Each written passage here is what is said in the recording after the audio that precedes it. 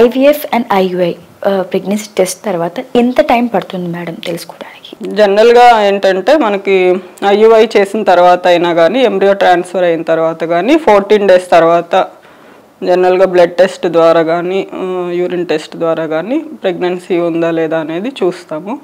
ఒక్కొక్కసారి మరీ లోగా ఉంటే కనుక మళ్ళీ 2 days తర్వాత రిపీట్ చేసి చూస్తాం అన్నమాట. పిండాన్ని గర్భసంచిలోకి ఎలా ప్రవేశపెడతారు? పిండాన్ని గర్భసంచిలో పెట్టడాన్ని ఎంబ్రియో ట్రాన్స్ఫర్ అని అంటాము. సో ఇది చాలా బేసిక్ అంటే చిన్నగానే ఉంటుంది. ముందు ప్రాసెస్ అంతా చాలా పెద్దగా జరిగినా కానీ ఐవీఎఫ్ అనేది, ఎంబ్రియో ట్రాన్స్ఫర్ అనేది చాలా చిన్న ప్రొసీజరు.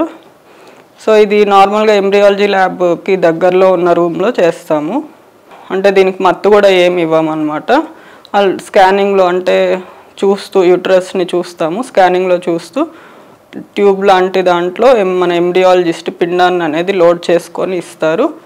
జస్ట్ ఐయుఐ ప్రొసీజర్ లాగానే మత్తు కూడా ఏమి ఇవ్వకుండా కింద నుంచి ఎంబ్రియో ట్రాన్స్ఫర్ అనేది చేస్తాము. ఎంబ్రియో ట్రాన్స్ఫర్ అయిన తర్వాత ఒక 10-15 minutes బెడ్ మీద పడుకుంటే చాలు, ఇంక తర్వాత ఏం జాగ్రత్తలు అవసరం లేదు.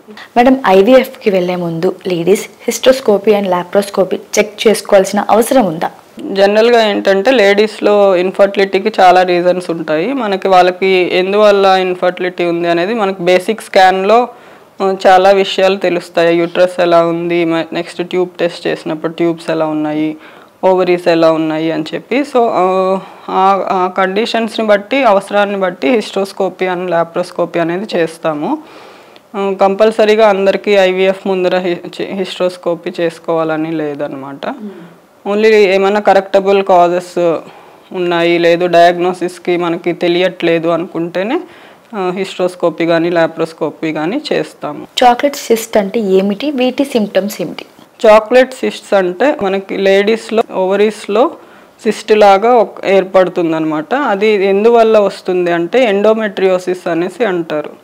ఎండోమెట్రియోసిస్ అంటే యూట్రస్ లైనింగ్లో మామూలుగా ఎవ్రీ మంత్ మనకి పీరియడ్స్ వస్తే బ్లీడింగ్ ఎలా అవుతుందో అలాంటి సేమ్ టిష్యూ యూట్రస్ ఇన్నర్ లైనింగ్లో ఉండాల్సింది అక్కడ ఒక చోటే కాకుండా యూట్రస్ మీద లేదంటే ఓవరీస్ లోపల అలా ఉన్నప్పుడు చాక్లెట్ సిస్ట్ లాగా ఏర్పడుతుంది. అలా సేమ్ పీరియడ్స్ వచ్చినప్పుడు ఎలా అయితే బ్లీడింగ్ వస్తుందో అలానే ఈ ఉన్న టిష్యూస్ అన్నిట్లో బ్లీడింగ్ అనేది జరుగుతూ ఉంటుంది. సో ఓవరీస్లో అలా ఎవ్రీ మంత్ జరిగినప్పుడు ఉన్న కలెక్టెడ్ బ్లడ్ అంతా కలిపి డిజనరేట్ అయ్యి ఒక సిస్ట్ లాగా ఫామ్ అవుతుంది. దీన్నే చాక్లెట్ సిస్ట్ అనేసి అంటాం అనమాట.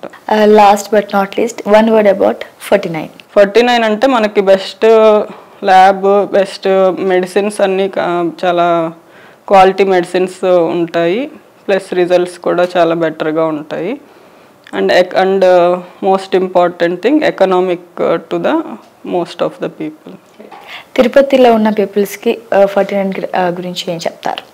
49 అనేది మనకి హైదరాబాద్లో మెయిన్ బ్రాంచ్. సో చాలామంది ఇక్కడ యాక్చువల్గా తిరుపతి నుంచి కూడా అక్కడికి వెళ్ళి ట్రీట్మెంట్ తీసుకోవాలని చాలామంది వెళ్తూ వస్తున్నారు. మనకు వచ్చే వాళ్ళు కూడా తిరుపతి అండ్ సరౌండింగ్ ప్లేసెస్ నుంచి చాలామంది వస్తున్నారు. సో అందరికీ అంత దూరం ట్రావెల్ టైం తగ్గించడానికి కోసం సేమ్ క్వాలిటీ ల్యాబ్ అనేది మనం ఇక్కడ స్టార్ట్ చేసాము. సో కపుల్స్ అందరూ యూస్ చేసుకుంటారనేసి ఆల్రెడీ చాలామంది యూస్ చేసుకుంటున్నారు.